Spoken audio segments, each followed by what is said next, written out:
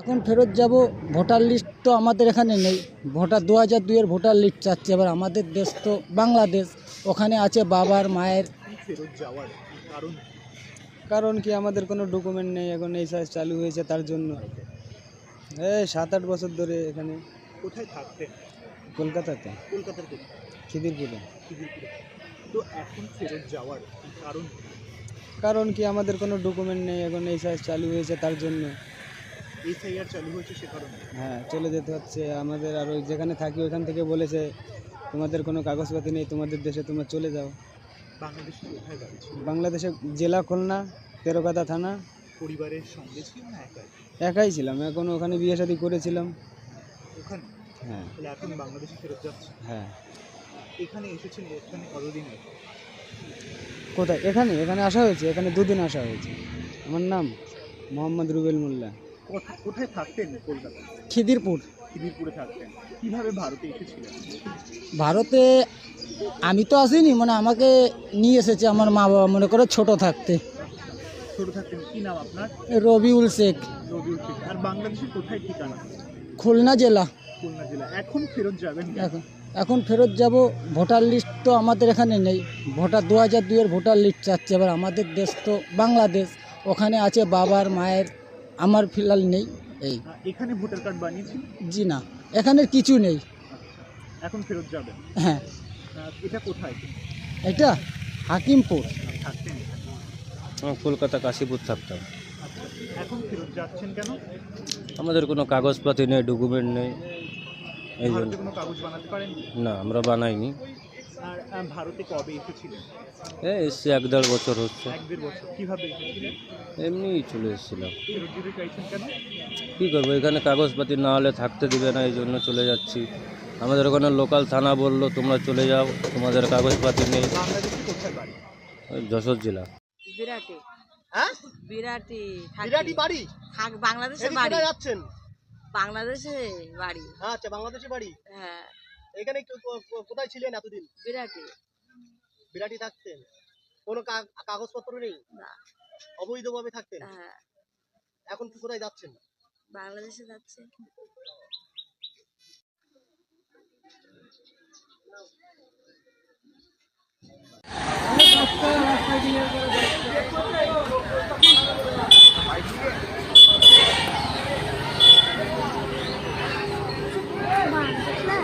হ্যাঁ, বাংলাদেশে বাড়ি, সব বাংলাদেশে।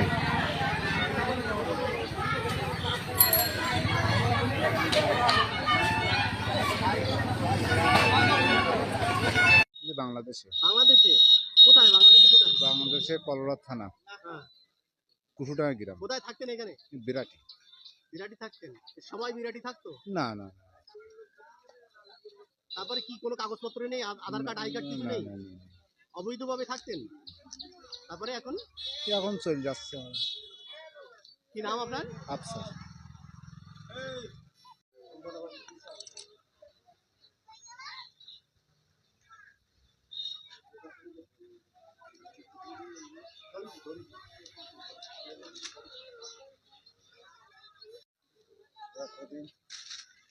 এই কি হবে খবরে? তাহলে কি হবে?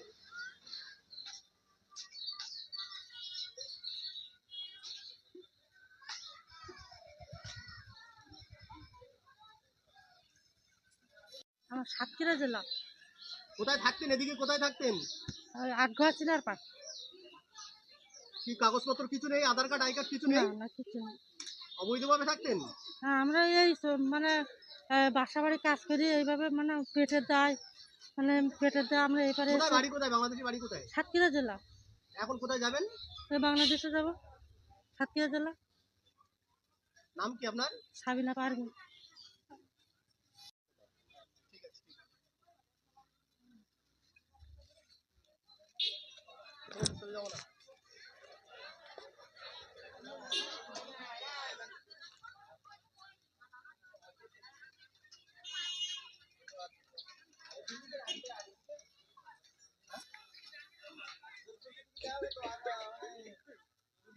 প্রতিবেদনটি দেখলেন বন্ধু, আজ পশ্চিমবঙ্গ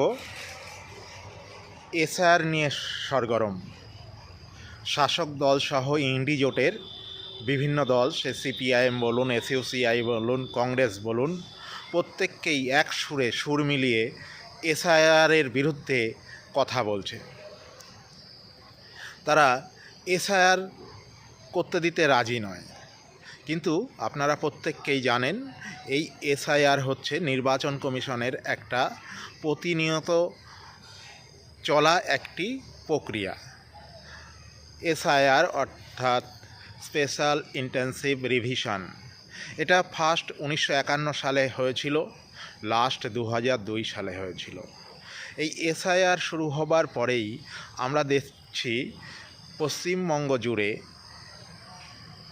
বিভিন্ন জায়গা, বিভিন্ন বস্তি ফাঁকা হয়ে যাচ্ছে, কেউ বাড়ি ঘর ফেলে পালিয়ে যাচ্ছে। পশ্চিমবঙ্গের বাংলাদেশ সীমান্তবর্তী এলাকাগুলোতে অর্থাৎ বর্ডার অঞ্চলে বাংলাদেশিদের ভিড় দেখছি। তারা কোথায় ছিল এতদিন? এরা কারা? এরা আসলে পশ্চিমবঙ্গেই এতদিন বসবাস করছিল শাসক দলের নেতাদের সহযোগিতায়। এরা ভারতের বিভিন্ন ডকুমেন্ট, সে আধার কার্ড বলুন, ভোটার কার্ড বলুন, তৈরি করে নিয়েছিল এবং এই পশ্চিমবঙ্গ সহ ভারতবর্ষে বিভিন্ন অপকর্ম, বিভিন্ন সন্ত্রাসবাদী কাজকর্ম, দুর্নীতি, সন্ত্রাস, এই সমস্তই তারা করে বেড়াতো। এগুলোই তাদের প্রধান পেশা।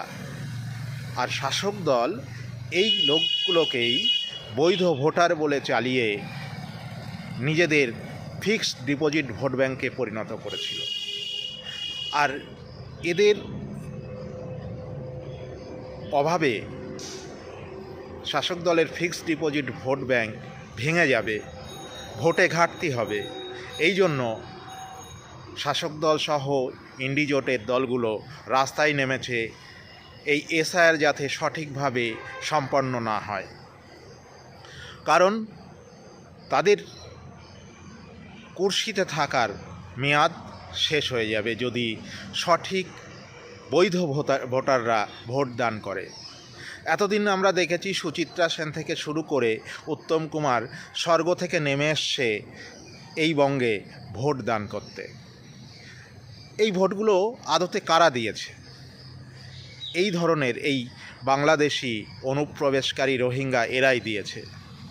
আজকে যখন এই এসআইআর চালু হয়েছে তখন নিজেরা ধরা পড়ে যাবে সেই ভয়ে তারা কিন্তু নিজেদের সেই তৈরি করা শাসক দলের সহায়তায় ঘর বাড়ি সমস্ত কিছু ছেড়ে পালিয়ে যাচ্ছে, যাতে ধরা না পড়ে ডিটেনশন ক্যাম্পে থাকতে হয়।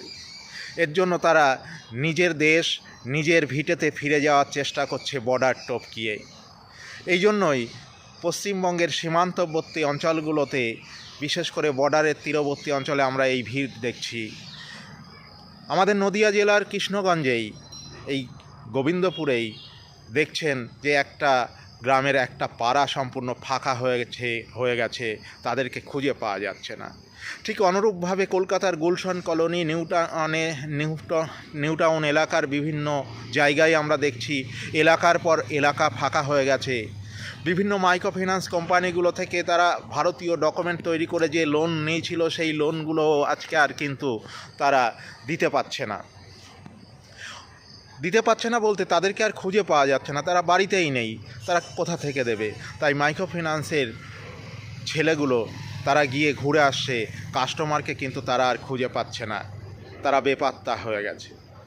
এহেন পরিস্থিতিতে শাসক দল সহ ইন্ডি জোটের দলগুলো এদেরকে বাঁচানোর জন্য বৈধ ভোটার বলে চালিয়ে দিয়ে বারবার আন্দোলন করার চেষ্টা করছে এবং এসআইআরকে বন্ধ করবার চেষ্টা করছে। যে এর জন্য তারা হাইকোর্ট থেকে সুপ্রিম কোর্ট বিভিন্ন জায়গায় দৌড়ে বেরিয়েছে, কিন্তু কোনো জায়গাতেই কোনো কাজ হয়নি।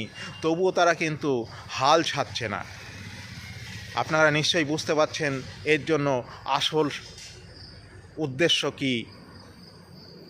সামনেই 2026-এর পশ্চিমবঙ্গ বিধানসভা নির্বাচন। এই নির্বাচনে তাদের ভোট ব্যাংকে যাতে ধস না নামে, তাদের ভোট ব্যাংক যাতে সুরক্ষিত থাকে, এই ভুতুড়ে ভোটার যাতে ভোট করিয়ে নিতে পারে, এইটাই তাদের প্রধান উদ্দেশ্য। এই কারণে তারা বারবার বলছে যে ভোটের পরে এসআইআর করলে ঠিক ছিল, তারা সহযোগিতা করত। কিন্তু ভোটের পরে যদি হতে পারে, ভোটের আগে হলে সেই একই জিনিস, কিসের সমস্যা আপনারাই বুঝবেন। আরও ভিডিও আপনাদের সামনে তুলে ধরছি বা প্রতিবেদন তুলে ধরছি, দেখলেই বুঝতে পারবেন। স্বরূপনগরের প্রতিবেদন দেখলেও বুঝতে পারবেন যে কি অবস্থা, যে এরা নিজেরাই স্বীকার করছে তাদের বাড়ি ভারতে নয়, বাংলাদেশে। কিন্তু আমাদের পশ্চিমবঙ্গের এই চোখে ফেট্টি বাঁধা শাসক দলসহ ইন্ডিজোটের দলগুলো, সিপিএম, কংগ্রেস, এদেরকে ভারতীয় বলে চালিয়ে দেওয়ার চেষ্টা করছে। আমরা জাতীয়তাবাদী মানুষ, এটা কখনোই মেনে নিতে পারি না। আমাদের দেশ মাতৃকা একবার ভাগ হয়েছে, দ্বিতীয়বার যাতে ভাগ না হয় তার জন্যই আমরা কাজ করব। অনুপ্রবেশকারীদের এই ভারতে কোনোভাবে জায়গা হতে পারে না, কেননা তারা একবার তাদের ভাগ বুঝে নিয়েছে, দ্বিতীয়বার আর কোনো সুযোগ থাকা উচিত নয়। তাই জাতীয়তাবাদী মানুষের কাছে একটাই অনুরোধ, আপনারা এগুলো কখনোই বরদাস্ত করবেন না। এসআইআর অর্থাৎ স্পেশাল ইন্টেনসিভ রিভিশনে অংশগ্রহণ করুন এবং সঠিকভাবে সম্পন্ন করতে সহযোগিতা করুন। এতে আপনার মঙ্গল, আমার দেশের মঙ্গল।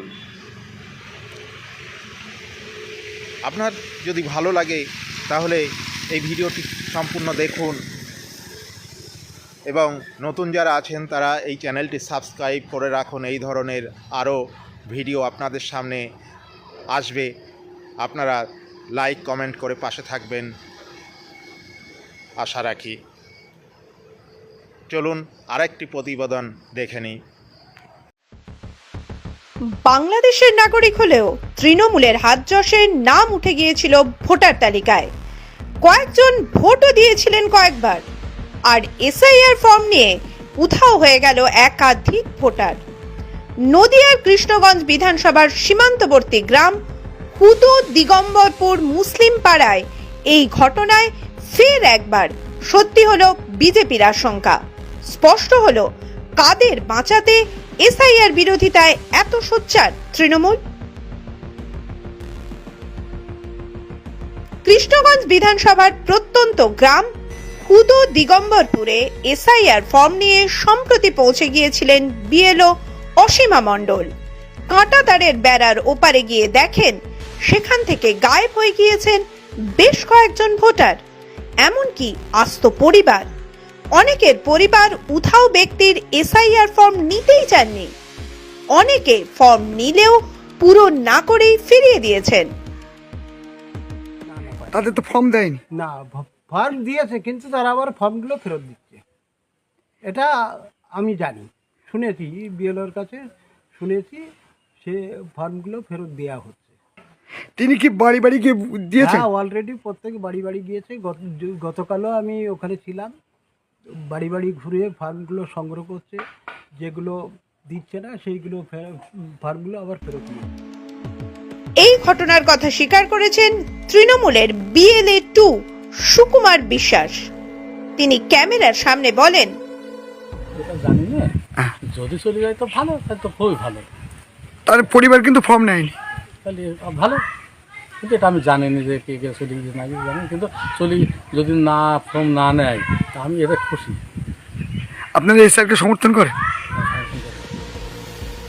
বিজেপির জেলা নেতা অমিত প্রামাণিক বলেন, দেখুন, আমরা যেটা আশঙ্কা করেছিলাম ঘটনা সেই দিকেই ঘটতে চলেছে। স্পেশাল ইন্টেনসিভ রিভিশন এটা একটা রেগুলার প্রসেস ইলেকশন কমিশনারের। তা সেক্ষেত্রে বিএলও 2 বা বিএলও এদের সঙ্গে গিয়ে সেই বাড়ি বাড়ি গিয়ে ফর্মগুলো দেবে এবং ভোটারদেরকে যাচাই পর্ব চলবে। কিন্তু দেখা যাচ্ছে যে ওখানকার বেশিরভাগ মানুষ বা তৃণমূলের মেম্বার বা তৃণমূলের পঞ্চায়েত সমিতির মেম্বার তারাও স্বীকার করছে তারা দ্বৈত নাগরিক। এই যারা দ্বৈত নাগরিক, যারা ওপার বাংলাতেও ভোটার লিস্টে নাম আছে, এপার বাংলাতেও ভোটার লিস্টে নাম তুলে দিয়েছে তৃণমূলের পয়সা এবং তৃণমূল নেতাদেরকে পয়সার বিনিময়ে ভোটার কার্ড আধার কার্ড তৈরি করে বা এখানকার মানুষদেরকে সর্বজনীন পিতামাতা বানিয়ে, তো তারা তো এই এসআইআর আতঙ্কে বাড়ি ছাড়া হবে, এটা তো স্বাভাবিক। তার কারণ এই এসআইআর এমন একটা প্রক্রিয়া যেটা এই মোর্চে ধরানোর কাজগুলো করছে, সেই মোর্চে ছাড়ানোর কাজগুলো করছে এবং অরিজিনালগুলোকে বের করে দিচ্ছে। অবৈধ বাংলাদেশি ভোটারদের বাঁচাতে বৈধ ভোটারদের কাঁধে বন্দুক রেখে এসআইআর এর বিরুদ্ধে লাগাতার অপপ্রচার চালিয়েছে তৃণমূল, যার জেরে আতঙ্ক তৈরি হয়েছে জনমানসে। আর ওদিকে এসআইআর এর নাম শুনে গ্রাম ছেড়ে পালাচ্ছে বাংলাদেশিরা। তার হাতে গরমে প্রমাণ উঠে আসতেই মুখ বন্ধ হয়ে গিয়েছে এসআইআর বিরোধিতার নামে তাণ্ডব চালানো তৃণমূলীদের। মিনমিনে স্বরে তারা বলছেন এসআইআর সমর্থন করেন তারাও। আপনারা এসআইআরকে সমর্থন করেন? আপনারা এসআইআরকে সমর্থন করেন? আপনারা এসআইআরকে সমর্থন করেন? আপনারা এসআইআরকে সমর্থন করেন? মাধ্যম ব্যুরো রিপোর্ট।